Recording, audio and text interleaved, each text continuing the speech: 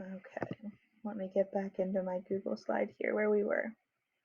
We're going to do a little bit of practice now with those 3 different types of series that you can use. Okay, so think in these sentences, where do the commas belong? Okay, do you prefer cake, pie, or cookies?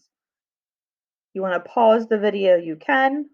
Think about where you would place a comma and then unpause the video when you're ready. Okay, if you thought that you should place a comma after cake, you would be correct. We need another comma after pie. In this sentence, or acts as that magical word instead of and. It's still signaling the last thing in that list. Okay, here's another example. Kai woke up, brushed his teeth, and went to school. Where would you place the commas? Here, do we have words? Do we have phrases? Are they clauses? Think about all of those things and where commas belong. Go ahead and pause the video. And when you have your commas mentally placed, you can play the video again.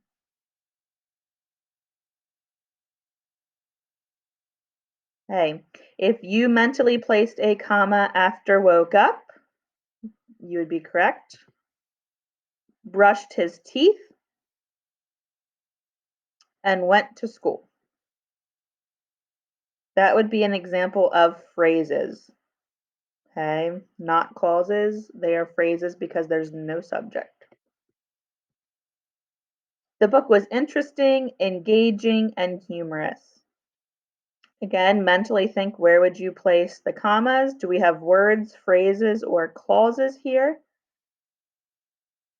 Go ahead and pause the video if you need to, and when you have those commas placed in your head, you can start playing the video again. Okay, if you put a comma after interesting, you would be correct. And if you placed a comma after engaging, that is also correct. Here we are again just listing words.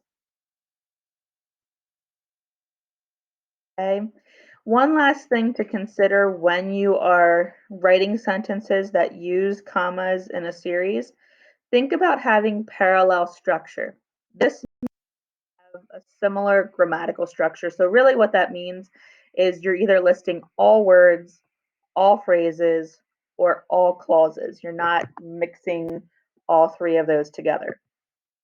So Lainey plays basketball, baseball, and is on the chess team. That is not parallel. Here you have just a word. Here's another word, but then you have a phrase. Okay, so think about how would you make this sentence parallel?